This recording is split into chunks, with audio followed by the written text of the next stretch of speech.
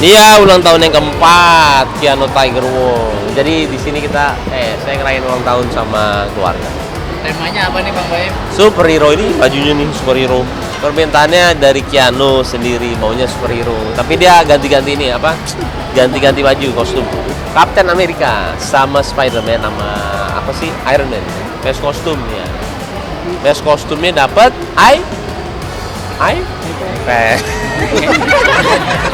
nggak ada. Dia nggak pernah minta kado-kadoan. Tapi Bang Boy hadiahin apa mungkin dari keluarga atau Gue hadiah apa ya? Gue hadiah apa ya? Setiap hari juga ngasih hadiah lah bro. Saya cuma doain dia jadi anak yang soleh, anak yang rajin, anak ya seperti biasa lah. Cuman doanya benar-benar karena pengennya jadi orang yang berguna buat orang banyak aja.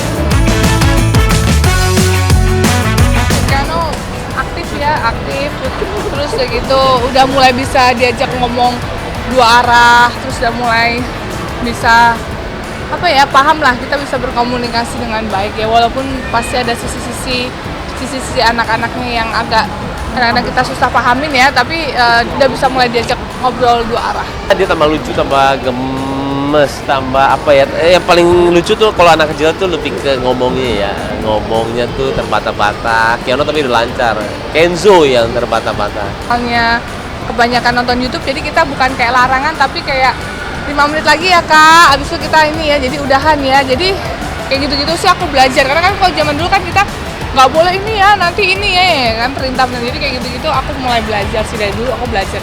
Ada, aku juga masih belajar mas, kadang-kadang kita kan juga namanya orang tua pasti pas lagi kita capek atau apa, pasti kita juga ada kelewatannya juga lah, maksudnya kayak aduh kok aku gini ya, tapi ya nggak apa-apa kalau kita orang tua sebagai orang tua salah, aku selalu minta maaf juga, misalnya akunya gregetan gitu, nggak bisa kontrol gitu, misalnya pas ada momen yang enak, maaf ya mama tadi gini-gini, maaf ya Keanu harus begini ya gitu. Jadi kita pun sebagai orang tua harus bisa minta maaf sama anaknya kalau kita punya salah. Aku tuh sebenarnya sangat disiplin ya, karena aku tahu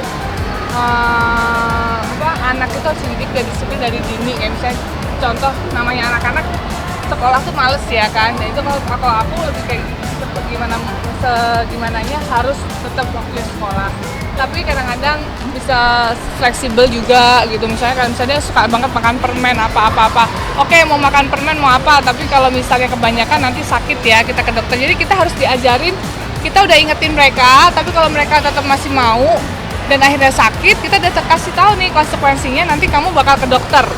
Jadi dia harus berani bertanggung jawab atas apa yang dia ambil gitu. Jadi ya udah ke dokter gitu. Tapi walaupun dia teriak-teriak juga sih, tapi kita harus kasih dia konsekuensi. Jadi gini loh, kalau kalian juga masih menanyakan iPad itu, yang penting itu semua adalah resmi. Mau nanya apapun itu, yang paling disayangkan dari semuanya ketika berita itu muncul, kenapa tidak menanyakan dulu, emangnya saya pembeli pertama?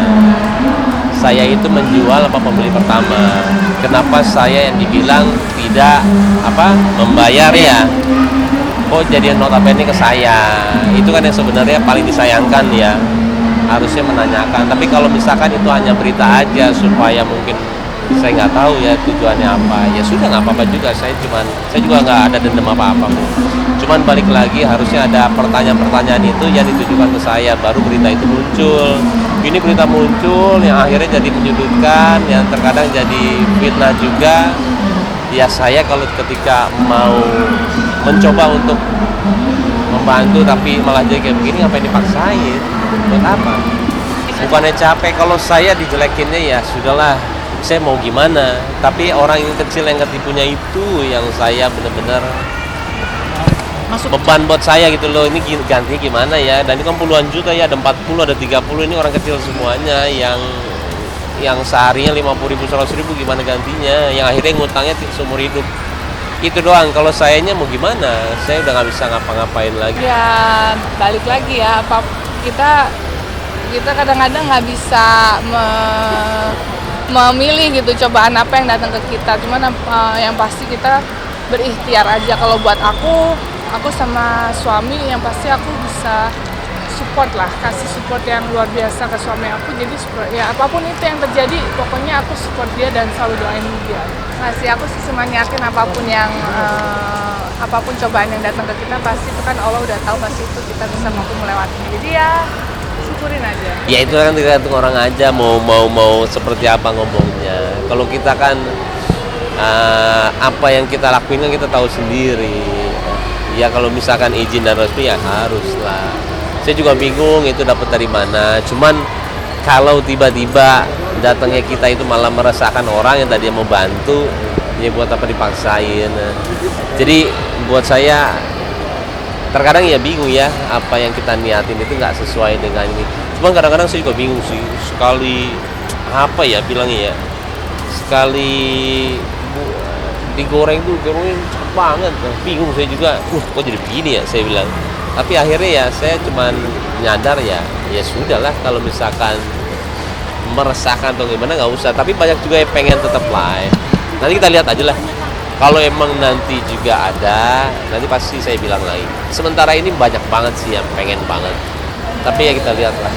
Yang penting kan saya niatnya mau bantu aja. Pembeli pertama saya itu yang menjual. Jadi ada partner saya juga, ada teman saya. Kalau kita kan hanya tahu set, kita pasti menelusuri benar atau enggak. Karena kan pakai nama saya juga. Saya nggak mau terjadi yang salah-salah nantinya.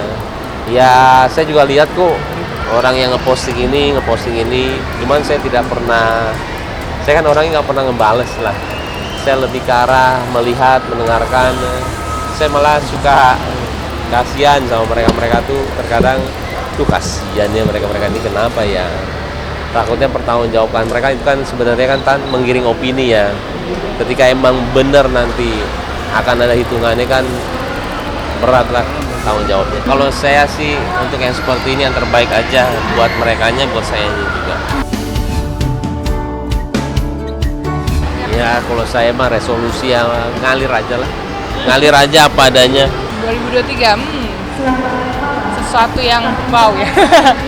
Ya namanya hidup ya, pasti kan ada up and down-nya. Ya, kita syukurin aja pastinya. Kalau misalnya ada apapun itu ya kita pelajarin, pasti ada hikmahnya lah di situ. Mungkin kitanya juga harus lebih peka, kita harus mungkin lebih mendekatkan diri ke Allah. Mungkin kita juga agak sedikit lupa atau gimana. Jadi semua apapun yang terjadi di tahun 2023 ini biarkanlah jadi pelajaran kita semua, dan di tahun berikutnya kita jadi manusia yang lebih baik lagi. Amin.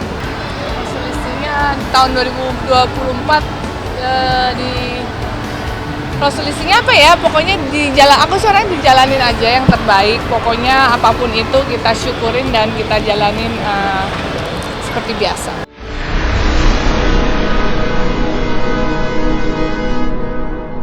Jadi jangan lupa untuk subscribe Cumi Cumi. Ditekan ya tombol lonceng merahnya.